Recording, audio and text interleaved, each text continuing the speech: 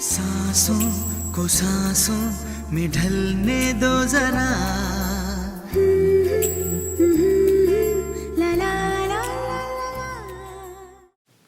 Corona pandemic ने हमारी सांसों पर मास्क लगा दिया है, पर सांसें ही तो जीवन है। और ऐसे ही समय में सांसों की अहमियत का पता चलता है। मास्क लगाने से आधा चेहरा तो ढक जाता है, और अगर आप चश्मा पहनते हैं तो आपकी नज़र को भी मास्क धुंधला कर देता है। मुझे तो मास्क पहनने से कुछ अनिज़ीता लगता है, लेकिन अब धीरे धीरे इसकी आदत पड़ रही है। आपको दोस्तों मास्क पहनने पर कैसा लगता है, ये वीडियो देखने के बाद कमेंट सेक्शन में लिखकर मुझे बताना मत भूलिएगा। हमारी ब्रीदिंग या हमारी सांसों के बारे में हमारा नज़रिया धुंधला नहीं हो, इसलिए चलिए आइए जानते हैं ब्रीदिंग या सांसों के बारे में कुछ बहुत ही इम्पॉर्टेंट और इंटरेस्टिंग फैक्ट्स, जिनको जानकर शायद आप आश्चर्यचकित या सरप्राइज रह जाएंगे। हमारी नाक के ज़रिए जो हवा हमारे शरीर में जाती है वो हमें जीवन तो देती है, पर उसके साथ साथ एक और बहुत ज़रूरी काम करती है, और वो है स्मेल का। स्मेल हमारी 5 इम्पॉर्टेंट सेंसरी फंक्शंस में से एक है। हमारे 2 कान हैं जिससे हमें साउंड की डायरेक्शन का पता लगता है और स्टीरियोफोनिक साउंड सुनने में मदद मिलती है।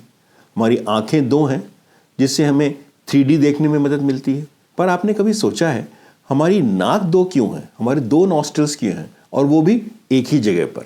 क्या आपको मालूम है कि हमारे दोनों नॉस्ट्रल्स में एयर फ्लो की स्पीड सेम नहीं होती।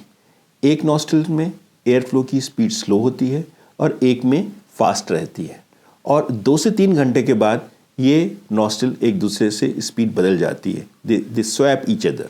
इसीलिए हमारे दोनों नॉस्ट्रल्स में सूंघने की शक्ति भी अलग अलग होती है।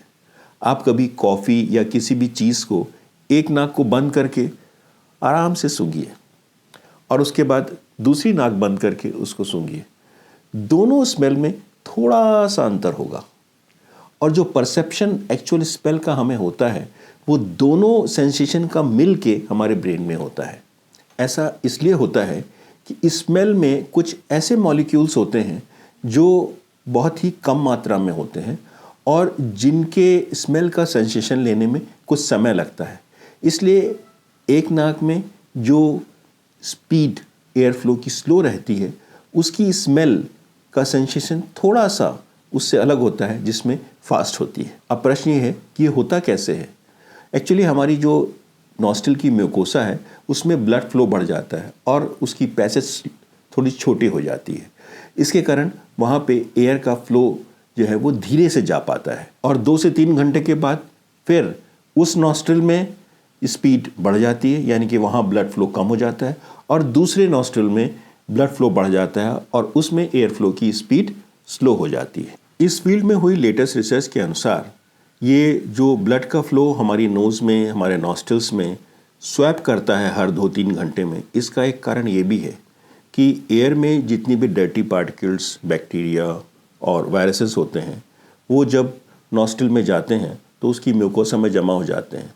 वो हार्मफुल हो सकते हैं, हमारी बॉडी को नुकसान पहुंचा सकते हैं। इसलिए 2-3 घंटे के बाद वहाँ पे एयर का पैसेज कम हो जाता है, ब्लड का फ्लो बढ़ जाता है, और इम्यून सिस्टम एक्टिव होके उन वायरस और बैक्टीरिया को डिस्ट्रॉय कर देता है। ये प्रोसेस दोनों नॉस्ट्रल्स में स्वैप करता रहता है। देखिए ये कितना अद्भुत सिस्टम है हमें प्रोटेक्ट करने का हमारे डर्टी एनवायरनमेंट से। पर दोस्तों कहानी यहीं ख़त्म नहीं होती। ये कहा जाता है कि smell is doorway to our emotions. आपके पसंदीदा लजीज खाने की महक जब आपकी नाक में पहुंचती है तो आपके मूड में, आपके शरीर में, आपकी सारी एक्शंस में किस तरह के चेंजेस आते हैं और आपको कैसा महसूस होता है, शायद इन सारी बातों को कंप्रीहेंड करके आप खुद भी नहीं बता पाएंगे। लेकिन बहुत सारे रिएक्शंस हमारे माइंड से लेके बॉडी में होते हैं। तो देखिए स्मेल का कितना ज़बरदस्त रोल है हमारी बॉडी पर। आपने शायद फेरोमोन्स और एफ्रोडिसिएक स्मेल्स के बारे में सुना होगा। कहने का मतलब ये है कि ब्रेथ यानी हमारे सांसें हमारा जीवन ही नहीं है, बल्कि हमारे मूड, हमारे एटीट्यूड को भी, हमारे एक्शंस को भी बहुत हद तक गाइड करता है। और यह सिलसिला जीवन के अंत तक चलता रहता है। हमें लगता है कि जब हम ओल्ड हो जाते हैं तो हमारी सूंघने की शक्ति, स्मेल की शक्ति कम हो जाती है। लेटेस्ट रिसर्च में ये पाया गया है जिनको अल्जाइमर्स या डिमेंशिया की बीमारी होती है, यानी कि जो उम्र के साथ भूल जाते हैं, यहाँ तक कि अपना नाम और अपना घर भी भूल जाते हैं, उनकी स्मेल की मेमोरी कभी ख़त्म नहीं होती। और अगर वो कहीं खो जाते हैं और उनके घर की कोई ख़ास स्मेल है तो वो स्मेल के सहारे अपने घर वापस आ सकते हैं। सांसों की कहानी तो तब तक चलती रहेगी जब तक सांस है। अगर आपको मेरा ये वीडियो नॉलेजेबल लगा और अच्छा लगा तो इसे ज़रूर शेयर करिए और लाइक करिए। मेरे चैनल को अगर आपने अभी तक सब्सक्राइब नहीं किया है या अगर आप इस चैनल पर फर्स्ट टाइम विजिटर हैं तो भी इसे ज़रूर सब्सक्राइब कीजिए। हाँ, मास्क पहनने के बाद आपको कैसा लगता है ये मुझे कमेंट सेक्शन में लिख के बताना मत भूलिएगा। चलिए फिर मिलते हैं अगले वीडियो में। Thank you, bye bye.